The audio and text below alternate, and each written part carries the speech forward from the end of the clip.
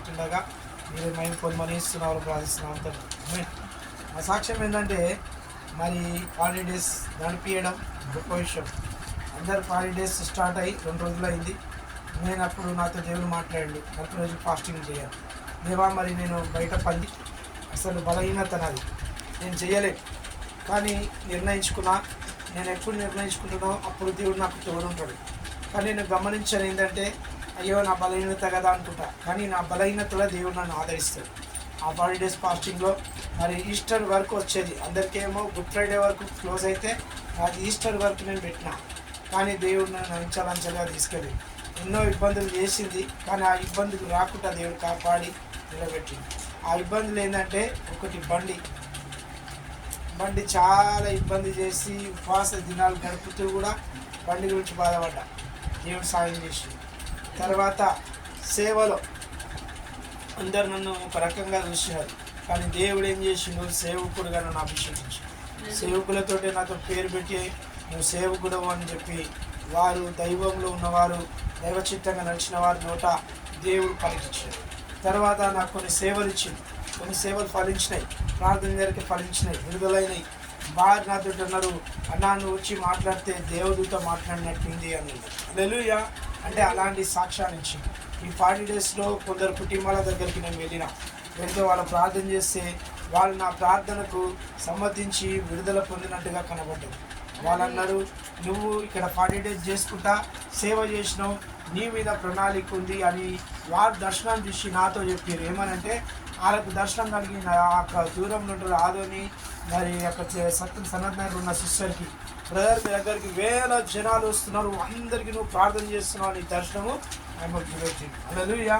అది నెరవేర్చే విధంగా దేవుడు నాకు సహాయం చేసిండు. మరి ఈ 40 డేస్లో దేవుడు నిలబెట్టిండు. మరి నా సిటీ సేవకుల మీటింగ్, విలేజ్ మీటింగ్, పాస్టర్ల మీటింగ్ అసలు నేను పోకపోతుండే. నేను కనిపెట్టింది ఏంటంటే దేవునిలో ఒక మర్మం, అదేంటంటే దేవుని శక్తి, దేవుని ఆత్మ నడిపింపు నాకు కావాలనుకున్నా. అయితే నిన్న రోజు మరి పాస్టర్ల మీటింగ్ పోతే అక్కడ పోయి కూర్చున్నా, ప్రార్థన చేస్తుంటే మరి సామన్న పిలిచి అన్నాడు అనమాట, ఇట్లా రా నీతో పని ఉంది అని. అంటే నీకు పని ఉందంటే ఎవరు పని చేయాలా? దేవుని పని చేయాలి. పోయి దేవుని పని చేసినాను, చాలా సంతోషం అనిపించింది. అది కొంచెమైనా కానీ నేను ఆ సేవలో పాల్గొన్నా, దేవుడు నన్ను అక్కడ వాడుకున్నాడు. మరలా నేను అరే మరి పిల్లలకి ఏమైనా చేయాలా, పైసలు కావాలా నాకు అని చెప్పి మరి నా దగ్గర ఉన్న పైసలు బండికి దానికి దీనికి సరిపో ఎట్లా అని చెప్పేసి స్టార్ట్ చేస్తే మరి పనులు నాకు దేవుడు భారంగా ఇచ్చింది. పనులన్నీ చేసుకున్నా. తిరిగి సాయంత్రం కల్లా వచ్చాకే బండి ఆయిల్ కాపుతూ ఉంది. చాలా బాధపడ్డా.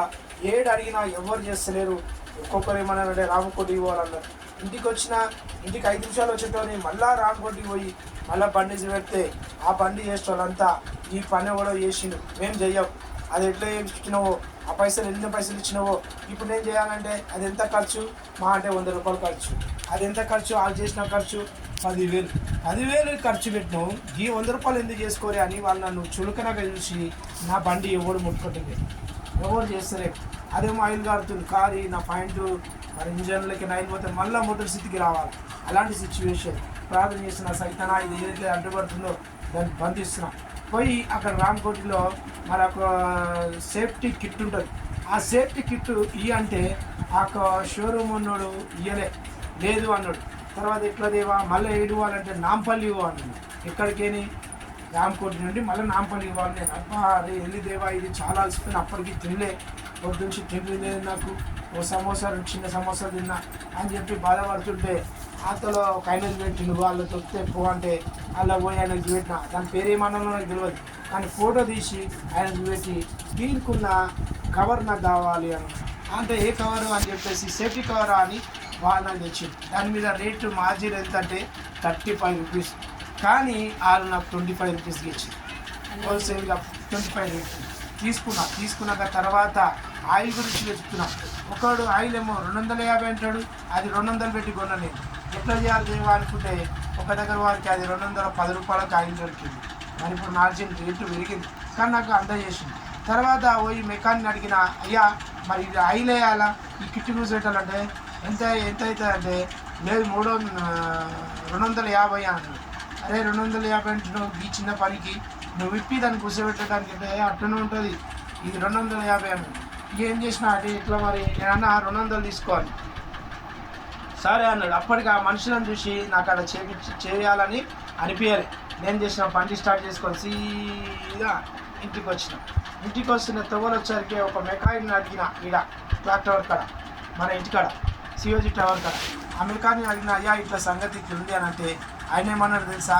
అయ్యా ఇప్పుడు మనుషులు అలసిపోయారు, టైం అయిపోయింది కనుక వాళ్ళని గల్లీలో చేస్తాడు, ఆయన దగ్గర పోను అని చెప్పి.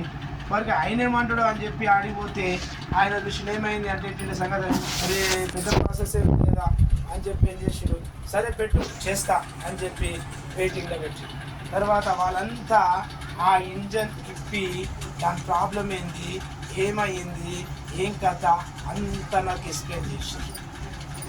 మరి అలా ఒక వైర్ ఉంటుంది, ఆ వైర్ వల్ల ఈ స్టాండ్ ఎక్కడికి జల్లి ఆగిపోతుంది. ఇప్పుడు స్టాండ్ ఎట్లా ఆగుతలేదు, ఆ లైట్ ఒక నార్మల్ లైట్ వస్తుంది, ఆ లైట్ రాకపోయేది. ఆ కనెక్షన్ జువెట్టి కలపడంతో నా బండి కండిషన్ సెట్ అయింది, ఆయిల్ పోవడం ఆగిపోయింది. నాకు దేవుడు మన పొద్దునకి ఈస్టర్కి పోవడానికి బండి ఏ ప్రాబ్లం లేకుండా దేవుడు దాన్ని బాగు చేసి తర్వాత ఇంటికి వచ్చినాక పిల్లలు ఆశపడ్డారు ఇచ్చిన సంగతిని. మరి నేను అనుకున్నా దేవాన్ని చిత్తం నడిపి అనుకున్నా. మరి దేవి నాకు పైసలు ఇచ్చింది, నా దగ్గర పైసలు ఉన్నాయి, అన్నీ కలిపి మా దగ్గర అన్నీ ఓంగా బట్టలకే ఓంగా మా దగ్గర ₹1 మిగిలినది. ఇంటికి వచ్చి ఆదివారం ఎట్లా గడుస్తుందో తెలియదు. అనుకున్న రీతిగా దేవుడు వాళ్ళకి నచ్చినట్టుగా తక్కువ రెండు వాళ్ళకి బట్టలు ఇప్పించిండు, నాకు నచ్చినట్టుగా నాకు షర్ట్ ఇప్పించిండు. మళ్ళీ నాకు తగ్గినట్టుగా పైసలన్నీ పెట్రోల్ పోసుకోగా ఒక 400 నా దగ్గర పెట్టిండు. ఆ 400 పెట్టింది కాక ఏం చేసిన దాని అయినా గట్టారికే ఇప్పటికీ ఒక 300 నాది ఇట్లా దేవుడు పెట్టిండు. హల్లెలూయా. ₹1 లేకుండా నన్ను నిలబెట్టలే. నేను సమృద్ధి పెట్టిడు, సేవ నడిపించుడు, కొన్ని సేవలు అనుభవాన్ని నేర్పించుడు, కొన్ని సేవలు ఆత్మ నడిపి పెట్టుకుంటుందో దేవుడు చెప్పిండు. హల్లెలూయా. మరి దేవుడి సాక్ష్యం దీవించి ఆశ్రయించును కాక.